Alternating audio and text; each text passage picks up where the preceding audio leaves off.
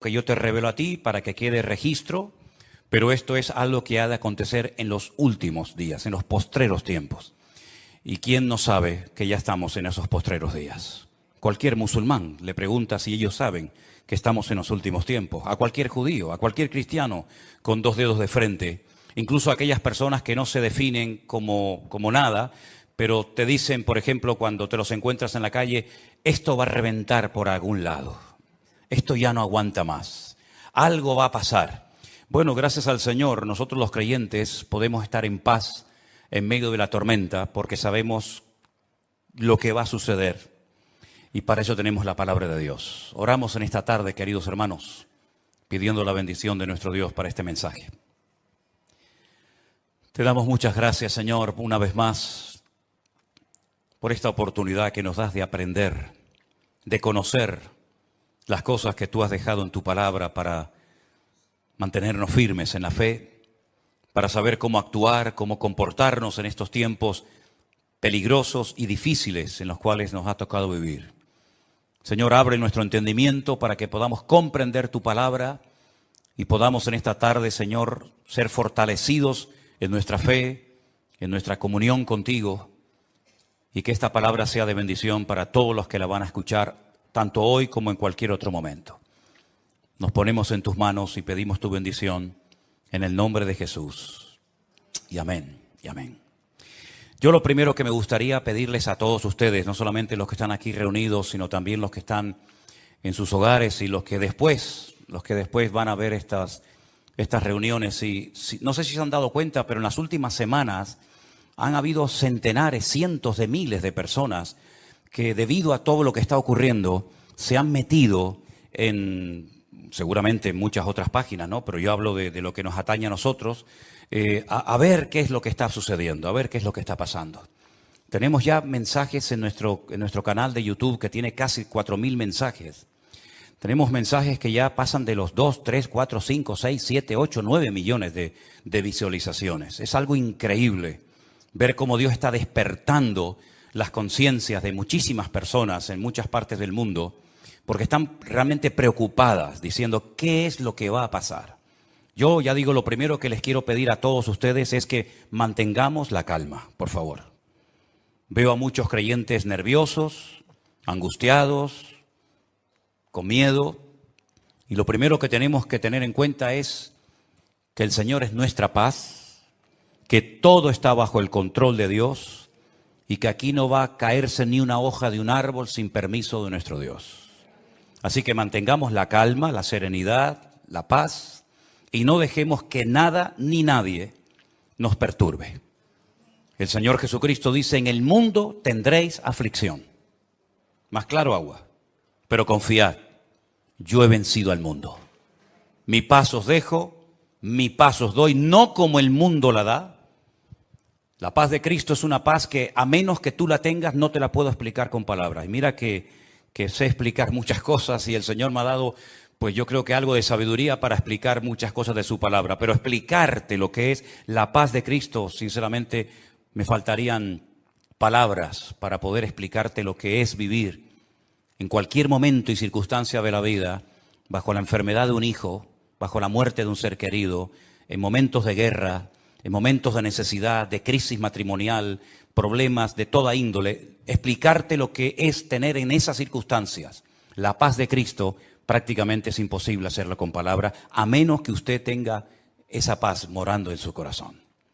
Así que, hermanos, recordemos lo que dijo el Señor, quiénes somos: la luz del mundo y la sal de la tierra. Si me permiten la expresión, guardemos la compostura en todo momento.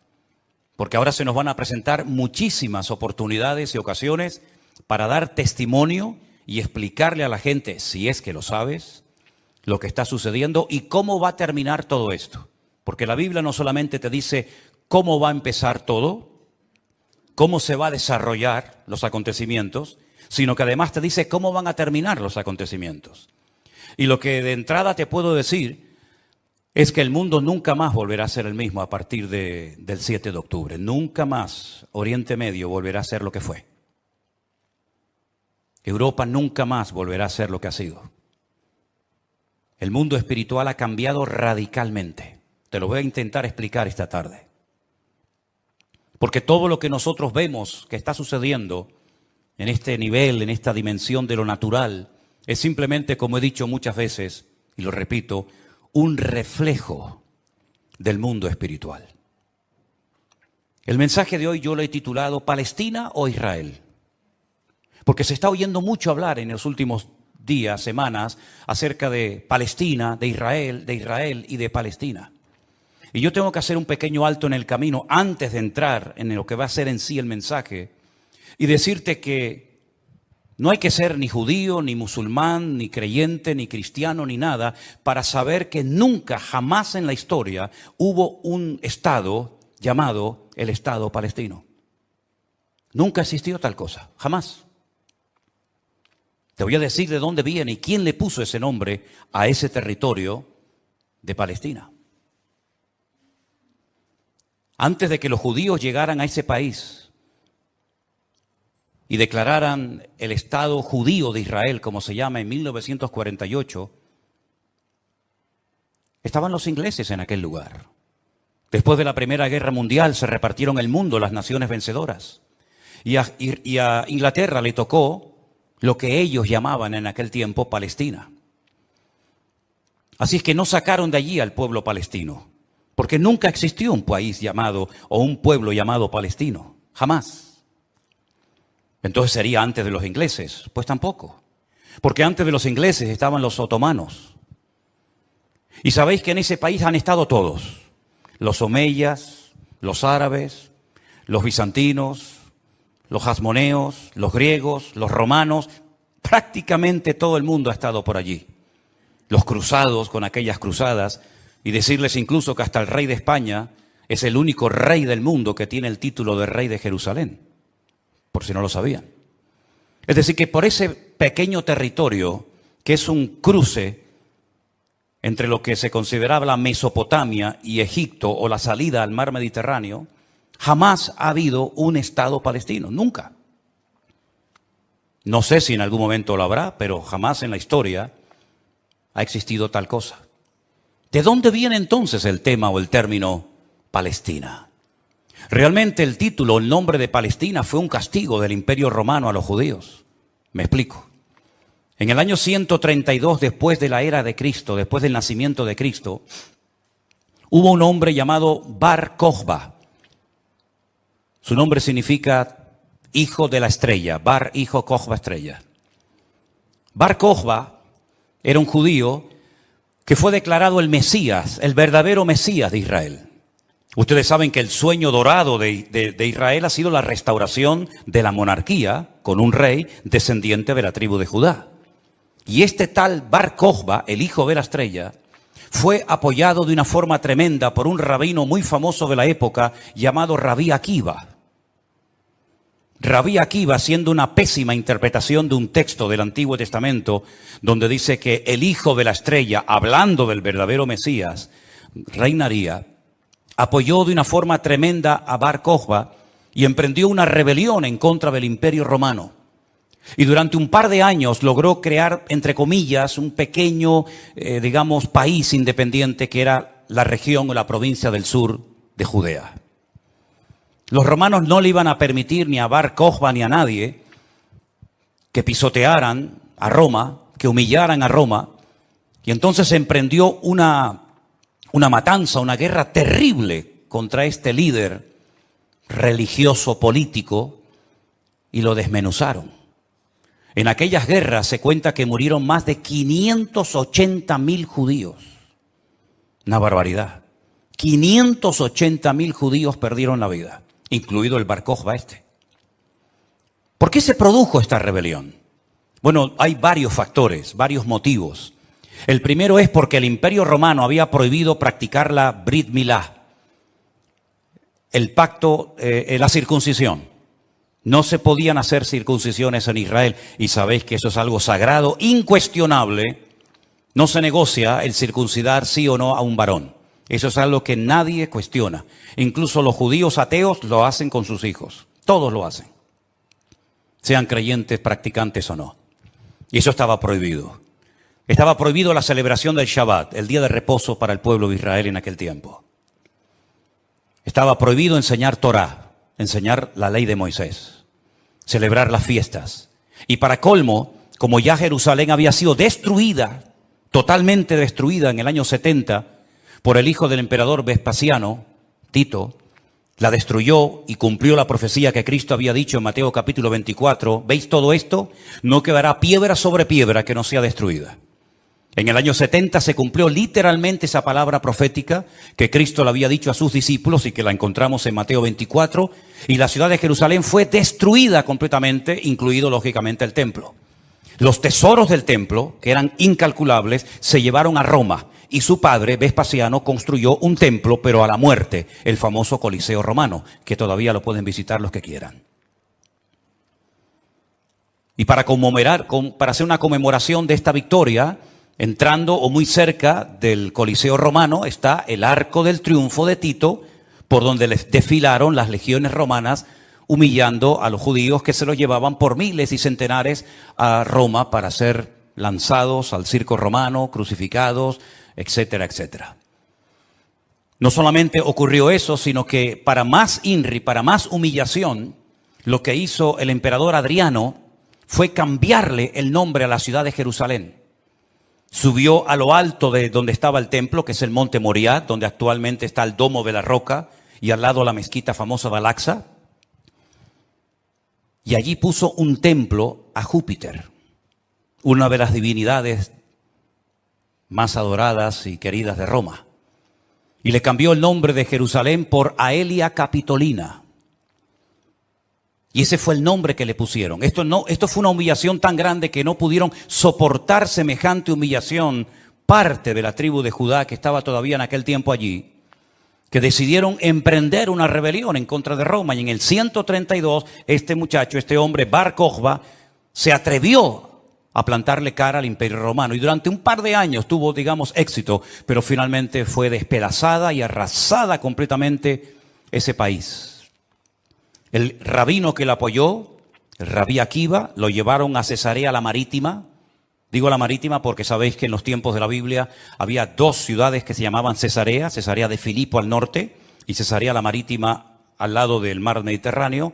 Y allí con peines de hierro al rojo vivo le arrancaron toda la piel y lo torturaron hasta la muerte a rabí Akiva.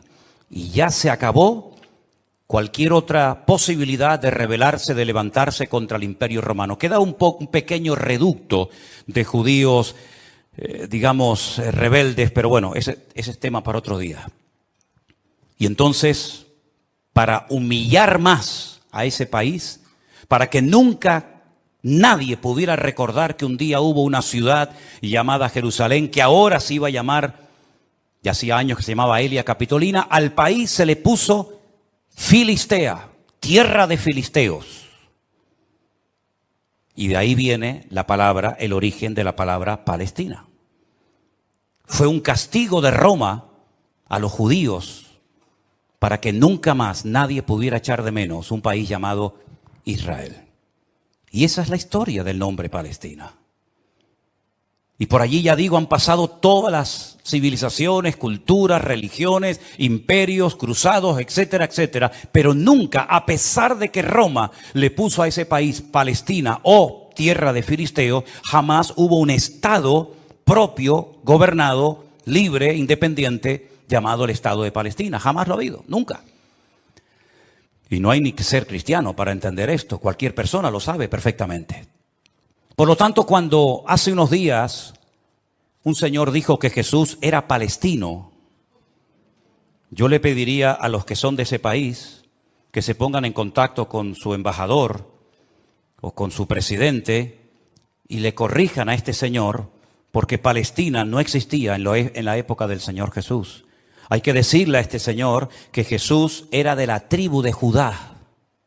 Su padre y su madre, que están sus árbol genealógico en la Biblia, Mateo capítulo 1, Lucas capítulo 3, eran descendientes de la tribu de Judá, que a su vez estaba entroncada con la casa real del rey David. ¿Y quién era David? Era de la tribu de Judá. Su papá se llamó Isaí. El padre de Isaí fue Obed. El padre de Obed fue Booz. Y Booz era el hijo de Rahab, que se casó con Salmón, que era del pueblo de Israel. Por lo tanto, Jesús era judío. Por eso lo circuncidaron a los 8 días. Por eso subía a Jerusalén 3 veces al año, para celebrar las fiestas que la Torá de Moisés indicaba que tenían que subir a Jerusalén. Por eso Jesús nunca fue a una mezquita. Siempre fue a sinagogas. Porque ni siquiera las mezquitas, el Islam, existía en la época de Jesús, sino que tendrían que pasar más de 600 años, más de 6 siglos y medio, hasta que naciera el Islam, que por cierto significa sumisión. ¿A quién? Lo interesante es que el Señor Jesucristo, cuando es juzgado por sus enemigos, en este caso los romanos, el que lo sentencia a muerte ordena poner encima de la cruz un título escrito en 3 lenguas. Latín, griego y árabe. Si ustedes me dejan que siga, tienen un problema, porque he dicho un disparate y ustedes no han dicho nada. Y ustedes no tienen que permitir que yo ni nadie diga disparates en este púlpito.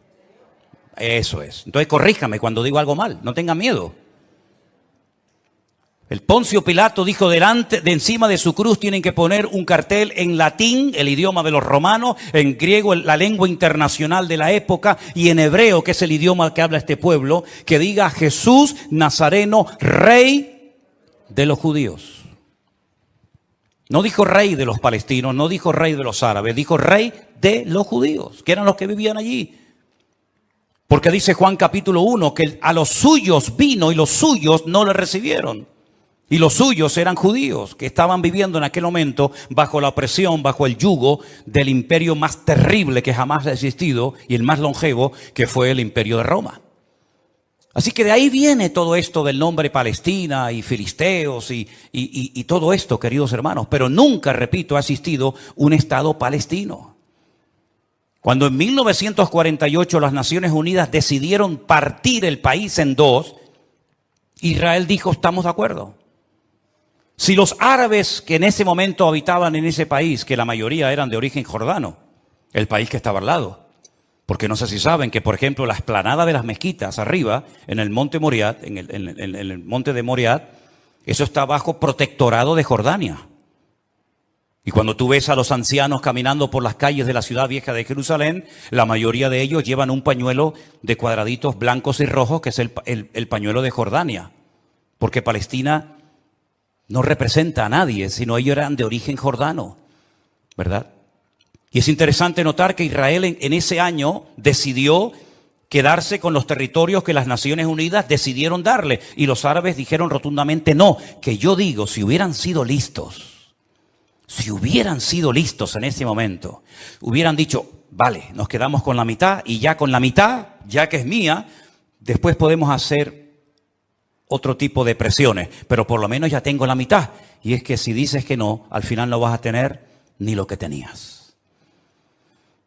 Durante todos estos años, desde 1948 hasta hoy, ese país siempre ha estado en guerra, o preparándose para una guerra, como dicen allí. Y la cruda realidad es que ese pequeño pueblo ha ganado todas las guerras, no ha perdido ni una. Ha desbaratado naciones tremendamente poderosas con un poderío militar espectacular. Y cada vez que gana, lógicamente, extiende el terreno. No podían entrar los judíos a la ciudad vieja de Jerusalén. ¿Saben la tortura que es para un judío estar viviendo en Jerusalén y no dejarte entrar a la ciudad de Jerusalén y poder acercarte y tocar el Kotel Hamarabí, el muro de los lamentos, para orar a Dios? No podían hacerlo. Desde 1948, que entraron allí, hasta 1967, en la guerra famosa de los 6 días, los judíos veían de lejos. Por eso cuando ustedes van a Jerusalén se van a dar cuenta que las casas que están más en alto son las que le permitían al judío poder ver el monte del templo, porque no podían acercarse a tocarlo, ni a mirarlo. Y no solamente desde 1948, desde hace muchos siglos tampoco podían estar allí. Y al final recuperaron la ciudad de Jerusalén. Pero todas y cada una de estas guerras siempre ha cambiado la atmósfera, el mundo espiritual, siempre. Porque algo que tenemos que tener presente es que el mundo natural refleja lo que está pasando en el mundo espiritual, ni más ni menos. Y me gustaría con algunos textos de la Biblia demostrarles que el mundo espiritual es tan real como este mundo en el cual nos movemos tú y yo como pez en el agua. En el libro de Daniel, en el Antiguo Testamento, este hombre está cautivo en Babilonia. Las tribus del sur, Judá y Benjamín, han sido derrotadas, han sido humilladas por las tropas de un tal rey Nabucodonosor. Son llevadas cautivas por 70 años a Babilonia. Algunos se preguntarán, ¿y por qué fueron llevados cautivos a Babilonia justamente 70 años?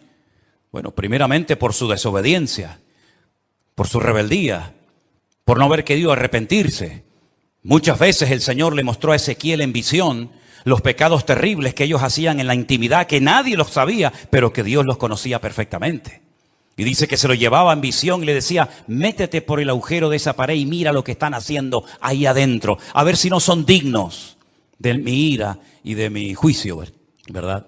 Y por 70 años son llevados a Babilonia para que la tierra descanse en una celebración que todavía, en una ley que todavía los religiosos, los agricultores religiosos practican, otros no. Y es la ley de la Shemitah. La Shemitah es una ley que obliga al agricultor, al que se dedica a los labores del campo, a dejar reposar la tierra un año entero. No se puede trabajar la tierra. Nosotros estuvimos este año, creo que fue este año, el año pasado, y veíamos muchos campos muy bonitos, muy bien arados, muy bien trabajados, y otros campos totalmente como abandonados, llenos de malas hierbas, y nos decían, estos son los campos de los agricultores religiosos que no van a trabajar durante este año. Por la ley de la Shemitah, que es el descanso de la tierra. Dios preparó un día a la semana para el descanso del hombre, para que usted no sea una máquina de trabajar y trabajar y trabajar, sino que también reconozca que hay un Dios que creó el universo, la tierra, y nos da la familia y los hijos para disfrutar, y no que usted se ponga con 70, 80 o más años de la vida, y lo único que ha hecho en toda su vida es pagar deuda, comprar cosas y trabajar ¿verdad? Como un esclavo, y al final se le fue la vida trabajando, cuando el Señor dice, detente, cesa toda actividad. Y descansa como mínimo tú, tus empleados, tus bestias, tus animales durante un día a la semana. Y así reconocen la obra creadora de Dios y así renuevas tu fuerza para empezar una nueva semana con la bendición de Dios. Pero también la tierra, el Señor la cuida, porque dice la Biblia que la tierra es de Dios, no es del hombre. La tierra de Israel no es de los judíos. La tierra de Israel, ese territorio tan pequeñito, no es de los palestinos. ¿Quién es el dueño de la tierra? Es Dios, lo dice en su palabra. Del Señor es la tierra y su plenitud. Y dice la Biblia que durante los 490 años que vivieron allí cuando entraron con Josué, nunca cumplieron la ley del reposo de la tierra. Por lo tanto, la tierra necesitaba descansar 70 años. 70 por 7, ¿cuánto es? 490. Después de los 70 años de cautiverio, logran volver otra vez a su país, restauran el muro, restauran la ciudad, restauran el templo, vuelven otra vez a la vida normal, digamos.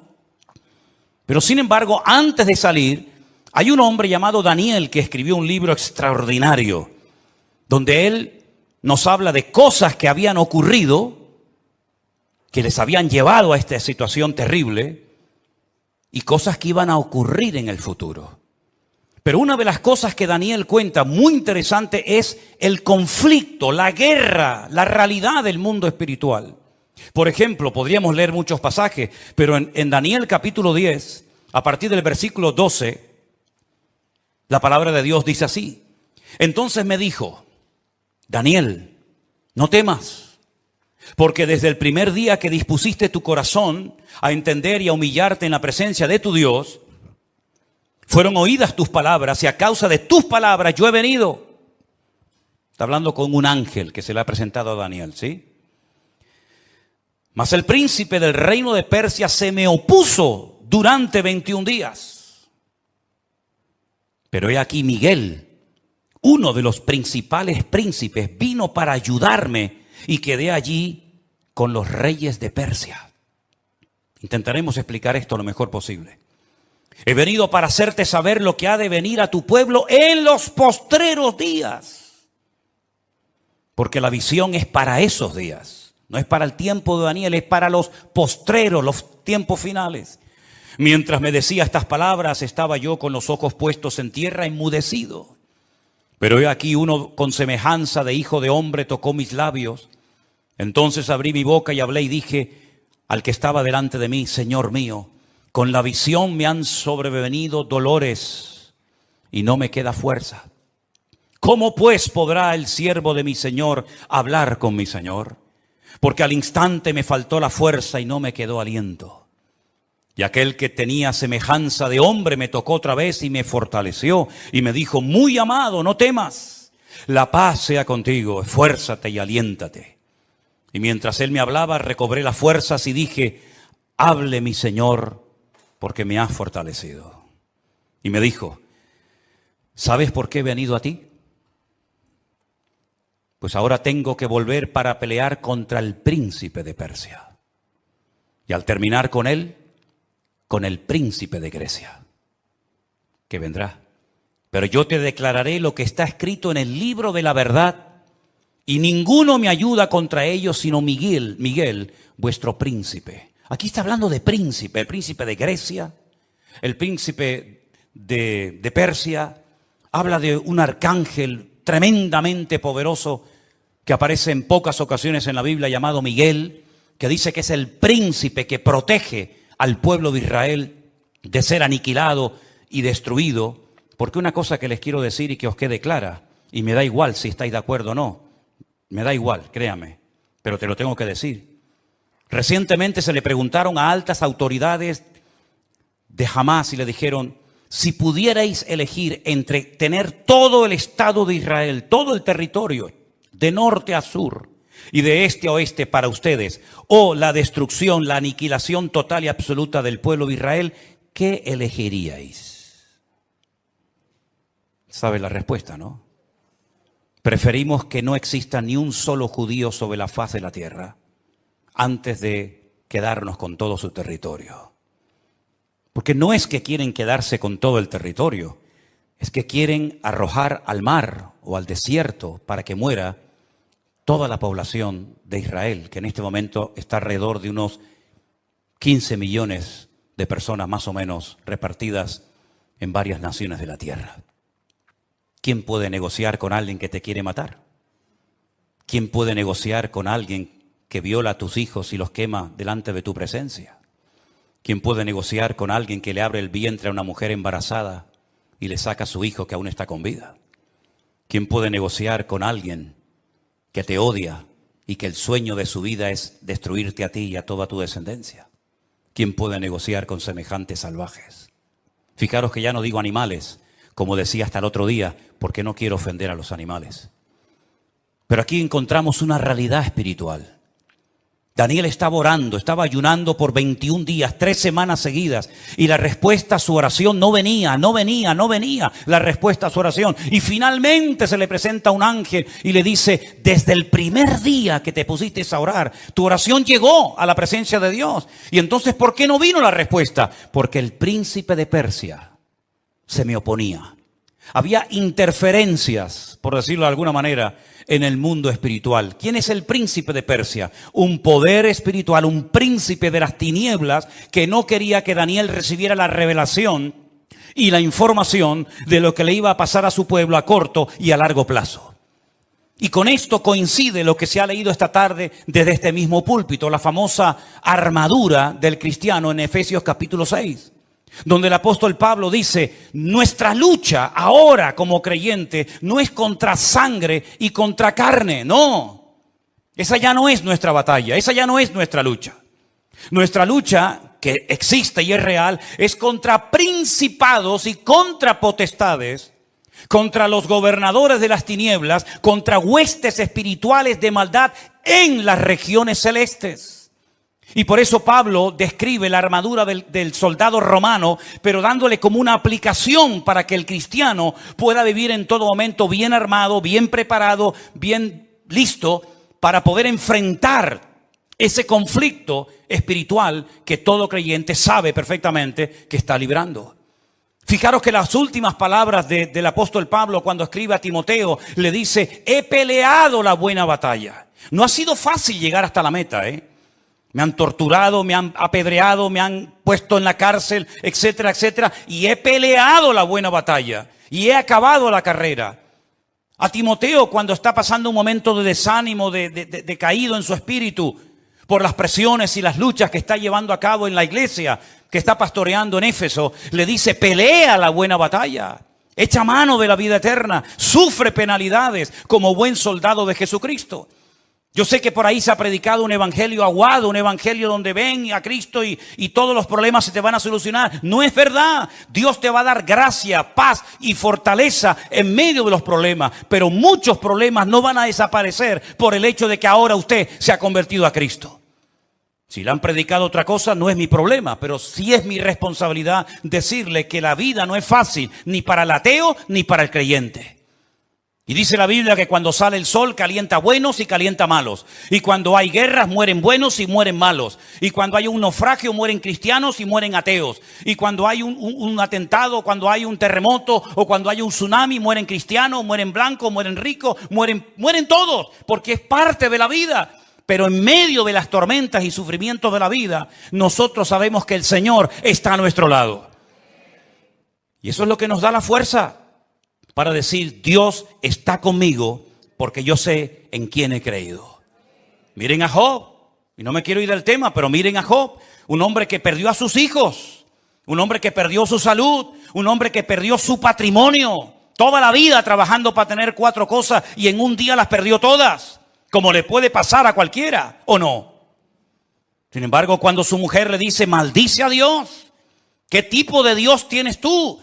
Que hoy te da y mañana te quita, ahora te sana y mañana te enferma. Y le dice, como cualquier persona incrédula, insensata, has hablado. Yo sé en quién he creído y aunque Dios me mate, yo lo voy a seguir adorando. Porque yo sé que mi Redentor está vivo. Podemos tener paz en medio de la tormenta, podemos dormir en paz, como dice la Biblia, en paz me acostaré y asimismo dormiré. Porque solo tú, Señor, me haces vivir confiado. Y aunque un ejército acampe contra mí, no temerá mi corazón. Porque el Señor es mi luz y mi salvación. Son promesas que las hemos interiorizado en nuestra vida. Y no es como un mantra que lo tengo que repetir para autoconvencerme de que Dios está conmigo. Es que no me tengo que autoconvencer de nada. Él mismo me da testimonio a mi espíritu de que no estoy solo en medio de las luchas de la vida. Y el pueblo de Israel no es que sea el mejor pueblo del mundo, ¿eh? Yo no estoy aquí para hacer, digamos, una disertación a favor de unos que son muy buenos y otros que son muy malos. Yo no estoy aquí representando a nadie. Yo solamente represento a mi Dios. Y mi Dios no se casa con nadie. Y mi Dios ama a todo el mundo por igual. Y mi Dios no hace acepción de personas. Y todos los seres humanos, me da igual son palestinos, o son judíos, o son canarios, o son latinos, o de donde sea. Todos los seres humanos tenemos que arrepentirnos delante de nuestro Dios por nuestros pecados. Y aquí no hay ni buenos ni malos, sino que aquí cada uno tiene que ser consciente de que no hay justo ni aun uno delante de la presencia del Señor. El mismo Señor Jesucristo, y hoy lo leía en el Evangelio de Mateo, le decía a los judíos, si no os arrepentís, todos pereceréis igualmente. Por lo tanto, mis queridos hermanos, lo importante es saber que estamos en una guerra espiritual porque estamos a punto, y lo vamos a ver, que todo va a cambiar. La película que hemos vivido hasta el día de hoy, nuestra vida ha sido como una especie de película, con diferentes actores, diferentes escenarios, ¿verdad? El escenario va a cambiar completamente. Los actores van a cambiar. El guión va a cambiar. Y cuando está a punto de producirse un cambio en el mundo significativo que afecta a miles y a millones de personas, hay siempre guerra en el mundo espiritual. Miren cuando Cristo nació, la guerra espiritual que hubo. Comenzaron a asesinar niños, ¿verdad? Comenzaron una serie de revoluciones porque cada vez que va a haber un cambio que va a afectar la economía, la política, la vida social, etcétera, siempre hay un conflicto espiritual tremendo. Daniel estaba orando porque quedaba pocos años, poco tiempo, probablemente estaba por el año 68, máximo al 69 de la liberación, ¿verdad?, del pueblo, y Daniel estaba no preocupado, pero sí indagando, leyendo las Escrituras, orando y ayunando, porque sabía que se avecinaba, se oteaba en el horizonte un cambio tremendamente significativo. Miles de personas por fin iban a poder volver otra vez a su país. Iba a haber una masa de gente que iba a ir de un lugar a otro. Y esos cambios, hermano, no se producen por casualidad. Esto que estamos viendo, que ayer llegaron 1000 al Hierro, el otro día 600 a Lanzarote, el otro día no sé cuántos al Hierro, todo eso no es producto de la casualidad. Satanás está cambiando la escena mundial. Y lo vamos a notar en pocos días, en pocas semanas. Esto va a ser completamente diferente. Y los que tengamos la oportunidad y el privilegio de volver a Israel, porque vamos a volver a Israel, no nos vamos a encontrar al Israel que hemos conocido por más de 20 años. Nos vamos a encontrar a la gente de una forma diferente, una actitud diferente, una atmósfera completamente diferente, porque estamos en una guerra espiritual tremenda. Cuando se lee la famosa armadura del cristiano, se enfatiza mucho que la espada es la palabra de Dios, el yelmo o el casco del soldado representa la salvación, el escudo representa la fe. Pero si ustedes prestan atención a esa armadura de la cual Pablo nos está hablando aquí en Efesios capítulo 6, lo primero que él hace cuando escribe la carta es orar para que los ojos de vuestro entendimiento sean alumbrados y tengáis espíritu de sabiduría y de revelación en el conocimiento de Él. Pablo dice que a los incrédulos Satanás les cegó el entendimiento. Y uno dice, ¿cómo? ¿Cómo es posible que gente tan inteligente, capaz de hacer cosas tremendas, cuando le hablas de la Biblia no se enteran de nada? Son como ciegos, como analfabetos espiritualmente hablando. Capaz que el tipo es un matemático, un científico espectacular, pero cuando le hablas de las cosas del reino, de las cosas espirituales, dice que para él son locura, no las entiende. Yo incluso he hablado con muchísimos rabinos judíos que se saben libros de memoria de la Biblia y les he hablado, por ejemplo, de Daniel y me dicen literalmente, no entiendo lo que estoy leyendo, no lo entiendo. Uno se queda sorprendido porque se cumple lo que dijo Isaías. Dale esto al que sabe leer y te dirá, no lo entiendo. Y Pablo dice que esta armadura representa la verdad, la justicia, la paz, la fe, la salvación y la palabra de Dios. Fíjate qué palabras tan interesantes. Dice que ceñid vuestros lomos con la verdad, con la coraza de justicia, calzados los pies con el apresto del evangelio de la paz, coger el escudo de la fe, tomad el yelmo de la salvación y la espada del Espíritu, que es la palabra de Dios. Estas 6 cosas, estos 6 elementos están en el punto de mira de Satanás para arrancarlos de nuestra sociedad de un plumazo. Quiere cambiar la verdad en mentira y convertir la mentira en verdad. Si no, sal por la calle hoy en día y pregunta cosas que tienen que ver ya no con la fe, sino con el sentido común. Y te vas a dar cuenta que hay gente que cree en mentiras, creyendo 100% que son grandes verdades. Y las grandes verdades las cuestionan y las echan a un lado porque dicen, eso no es verdad, eso es mentira.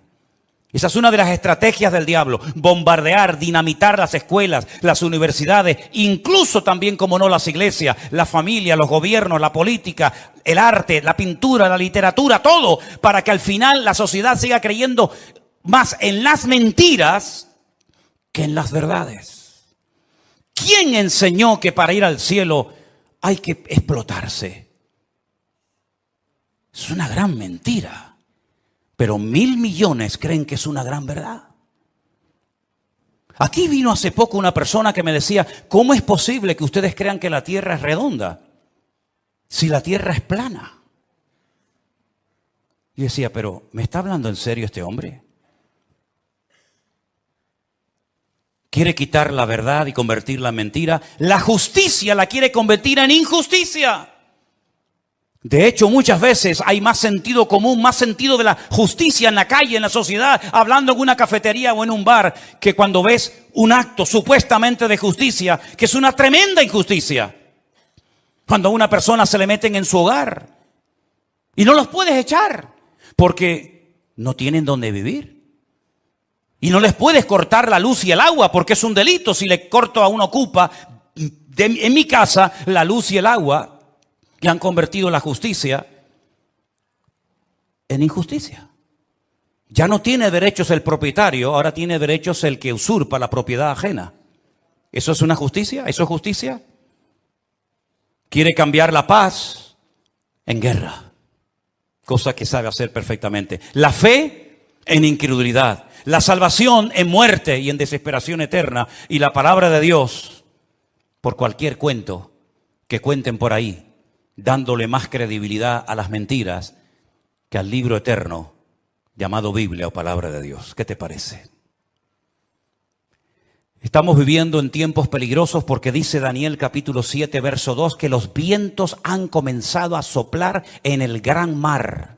Miren ese versículo. Daniel dijo, miraba yo en mi visión de noche y he aquí que los 4 vientos del cielo combatían en el gran mar. En la Biblia, el gran mar es el mar Mediterráneo. Es el mar que toca muchos países europeos y también del norte de África. ¿Y de dónde se levantará un personaje siniestro que tendrá un poder tremendo? Económicamente hablando, políticamente hablando, económicamente hablando, del antiguo territorio que ocupaba el reino de Roma. Todo lo que es el norte de África, parte de Oriente Medio y todo lo que es Europa, hasta lo que se conoce como finis terrae, el fin de la tierra para los romanos hace 2000 años. Y dice que en ese gran mar, él vio como 4 vientos, que son demonios, comenzaban a soplar de tal manera que comenzaron a levantarse animales. El resto del capítulo no lo voy a leer, pero dice que comenzaron a levantarse animales. Se levantó un leopardo con alas, se levantó un oso con unas costillas en la boca, se levantó un león con alas, se levantó una bestia indescriptible de esa zona donde soplaban los 4 vientos. Y comenzaron a levantarse esos animales que representaban imperios, poderes políticos que iban a afectar la vida de miles y de millones de personas a lo largo de la historia. ¿Cómo podía saber ese hombre cuando todavía no existían ni los medos persas, ni los griegos, ni los romanos, que se iban a levantar esos imperios siglos antes de antelación? Es que la Biblia se anticipa en el tiempo y en el espacio, demostrando que Dios es un Dios veraz y que siempre sabe lo que va a suceder porque Él controla la historia. ¿Cuántos dicen amén? Y vemos varios vientos en la Biblia. No tengo tiempo para extenderme en todo esto, pero ¿cuál fue el viento que destruyó la barca de Pablo o el barco de Pablo? ¿Cuál fue el viento ese? Es el viento que golpeó contra un creyente, contra un representante del cuerpo de Cristo, el Euroclidón. El Euroclidón destrozó la nave de Pablo y Pablo tuvo que ir a tierra a calentarse y a salvar la vida. Ese viento soplará. Son nombres de la mitología griega. El Aquilón, el Austro. Son vientos que se mencionan, por ejemplo, en el libro del Cantar de los Cantares. Métanse y estudien las direcciones de estos vientos. Generalmente los vientos, depende del viento, suelen ir en una misma dirección, pero llegará un momento en el que se producirá como una especie de huracán, ¿verdad? Donde hay vientos de norte, de sur, de este, de oeste, y es imposible navegar de esa manera. Es imposible navegar con 4 o 5 vientos diferentes. Y eso es lo que va a pasar en los últimos tiempos. Representa la lucha del mundo espiritual con nombres de vientos que aparecen en la Biblia. Y esos vientos se van a llevar a cabo en una zona geográfica en la que tú y yo también vivimos. Y por eso Europa va a ser afectada grandemente en los últimos tiempos. ¿Qué es lo que hay detrás de todo esto? no es una lucha de unos contra otros simplemente. Es una lucha de Satanás contra Dios y su palabra. Ni más ni menos. ¿Quién puede más, Alá o el Dios de ustedes? ¿Quién puede más, el Corán o vuestra Biblia o Torá? Es una lucha de tipo espiritual. Y si no estamos velando y orando, no vamos a saber cómo comportarnos, cómo actuar en este tiempo, porque algo muy importante que lo vamos a ver ahora en un momento en la pantalla, es cómo Satanás a lo largo de la historia, como una especie de camaleón, si me permiten, ha ido adaptándose a los tiempos, a las culturas, a las tradiciones, y de esa manera ha ido preparando el escenario para esta escena final que tenemos en el horizonte. Todavía la guerra fuerte que nos habla Ezequiel 38 y 39 aún no ha empezado. No es esta que estamos viendo ahora. Todavía viene otra peor, para que lo sepan. Cuando Gog, príncipe de Mesec y Tubal, vienen del norte con 200 millones de soldados para destruir al pueblo de Israel. Porque de esta Israel volverá a salir con muchas pérdidas humanas, con mucha sangre derramada, pero aún viene la peor, que la Biblia dice en qué momento se va a producir, qué naciones van a intervenir, por dónde van a atacar, cómo va a terminar, cuánto va a durar, etcétera, etcétera. Pero tengo una lista que se la voy a poner ahí en la pantalla. Espero que estas características del diablo de los últimos tiempos las tengan en cuenta, porque esta es la forma como Satanás ha decidido actuar en nuestra generación. Primero, lograr los objetivos deshumanizando a la humanidad. Eso ya es una realidad entre nosotros. El objetivo, lo que se pretende alcanzar, está por encima de cualquier precio de vida humana. Si mueren 1000, da igual, traemos otros 1000. Si son 10.000, traemos otros 10.000. Es como cuando los romanos estaban al pie de la montaña de Masada. ¿Se acuerdan en Masada, en el desierto de Judea? Dice la Biblia que había arriba en Masada un reducto de judíos que no querían rendirse. Ellos rodearon la muralla de Masada y comenzaron durante años y años y años a echar tierra para construir una rampa que todavía se puede ver, y por esa rampa subieron ¿cómo se llama? El aparato ese de madera grande. Ahora ya lo diré. 4 años preparando esa rampa para poder subir arriba. Dice la Biblia que la iglesia es columna y baluarte. Ahí está, ya me vino. El baluarte. El baluarte era esa torre de madera que iban arrastrando los esclavos. Dentro iba llena de soldados y cuando llegaba arriba se abrían las compuertas y salían para atacar. 4 años preparando esa rampa de tierra. ¿Cuántos murieron? Miles. Muchos de los que estaban trabajando al pie de la montaña eran familiares, conocidos, vecinos o amigos de los que estaban arriba, rodeados por las legiones romanas. Hay una película de Peter O'Toole que se llama Masada. Véanla para que vean la historia. Qué interesante. Mataban a 200, 300 esclavos, traían más y traían más. El objetivo es lo principal. No importa cuántos mueran para alcanzar el objetivo. Esa es una estrategia del diablo que le está saliendo de maravilla. Y es la misma estrategia que están utilizando estas personas hoy en día. El fin justifica a los medios. La vida humana no tiene ningún valor. El objetivo es lo principal. Número 2. La ambición prevalece por encima del respeto a la vida. Voy a conseguir mi objetivo y alcanzar mis metas a toda costa. Me da igual si tengo que torturar, matar, me da exactamente igual. La ambición, la arrogancia de mi corazón es tan poderosa, es tan fuerte, que si tengo que hacer lo que haga falta, lo hago. Número 3. Alcanzar lo divino olvidando lo humano. Si para ir al cielo y tener las 90... que dicen que voy a tener ahí arriba, tengo que asesinar a todos estos, estoy dispuesto a hacerlo, porque lo divino, lo que yo creo que es lo divino, prevalece sobre lo humano. Una estrategia diabólica terrible. Cuando hace unos días vi en un reportaje que hicieron y le preguntaban a unos niños de entre 8 o 10 años, ¿qué quieren ser cuando sean grandes? Y decían, nosotros queremos ir al cielo. Por eso queremos prepararnos y convertirnos en mártires. Una criatura que lo que tiene que hacer es jugar y disfrutar de la vida, lo divino ha desplazado toda racionalidad o todo raciocinio, es el mundo al revés. La tecnología de la desinformación. España es número 1 en esto, España es capaz de ponerte una imagen que no tiene nada que ver con lo que está hablando.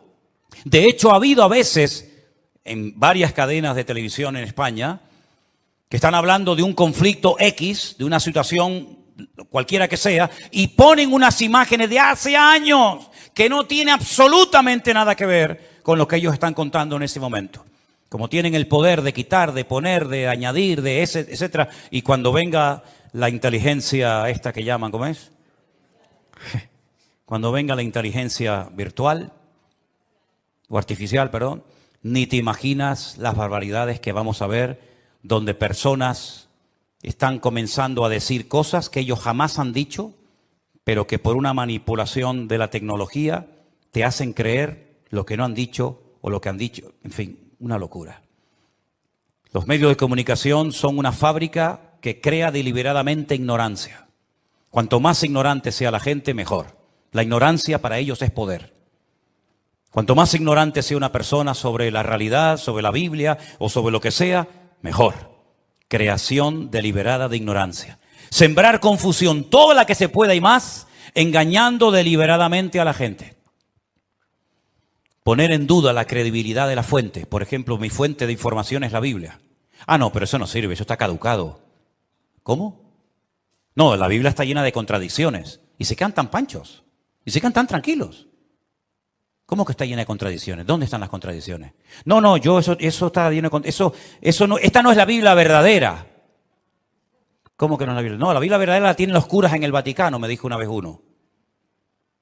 Es decir, tiran por tierra la fuente, la fuente mía no vale, la que vale es la tuya, la de internet, que te metiste anoche, leíste no sé qué, esa es la verdadera, que ahora nos están fumigando.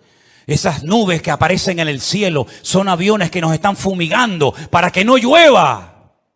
Dios, pues menos mal que nos fumigaron para que no lloviera,